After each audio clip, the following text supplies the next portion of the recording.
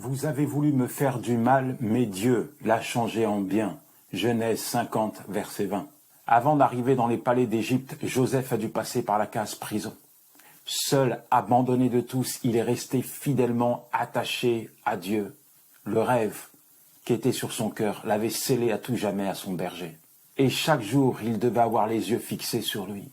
En réalité, sa communion avec Dieu le maintenait debout, le maintenait en vie. Et il est resté fidèle à Dieu, convaincu que l'homme n'était pas l'appui de sa destinée, mais Dieu et Dieu seul. C'est donc sur les genoux qu'il a appris ses leçons divines. Oui, Dieu l'a formé, l'a travaillé, l'a façonné afin de le préparer pour devenir l'un des hommes les plus puissants d'Égypte. Mon ami, alors que tu es en train de marcher sur ce chemin qui te conduit à ton rêve, je veux te dire une chose, tu vas tomber, tu vas trébucher. C'est pas un souhait, mais c'est comme ça, la vie est faite ainsi. C'est pourquoi tu dois mettre toute ton attention, ton focus sur Dieu et sur Dieu seul, parce que c'est lui qui va te conduire vers ta destinée. Et même si parfois tu as l'impression d'être plaqué au sol, paralysé, ne plus avoir la force de bouger, n'oublie jamais que Dieu tournera les choses en ta faveur. Il changera le mal en bien pour toi. Ah là là.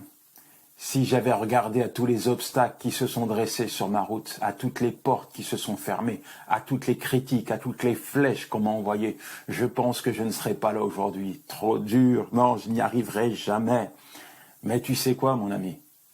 Il y a une chose que l'épreuve n'a pas pu déloger de mon cœur. C'est celle-ci. Dieu est fidèle. En fait, la fidélité de Dieu, je l'ai expérimentée dans les vallées les plus sombres de ma vie. Et c'est là, dans ces endroits sombres, dans ces moments d'isolement, que j'ai décidé de placer ma foi en lui, de lui faire confiance. Et je peux te dire qu'il ne m'a jamais, mais alors jamais déçu. Mon ami, quel que soit ce que tu subis actuellement, continue d'avancer. Le plan de Dieu n'échouera pas, il va s'accomplir dans ta vie. Le monde, la terre entière peut se dresser contre toi, mais il n'y a rien, entends-le, il n'y a rien qui ne pourra faire échouer le plan de Dieu te concernant. Joseph a été frappé, rejeté, vendu par ses frères.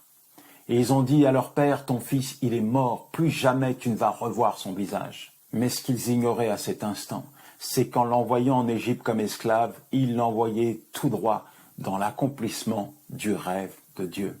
Alors mon ami, même si tu as l'impression d'être seul à la poursuite de ton rêve et de passer au pressoir de l'épreuve, sache que Dieu est avec toi.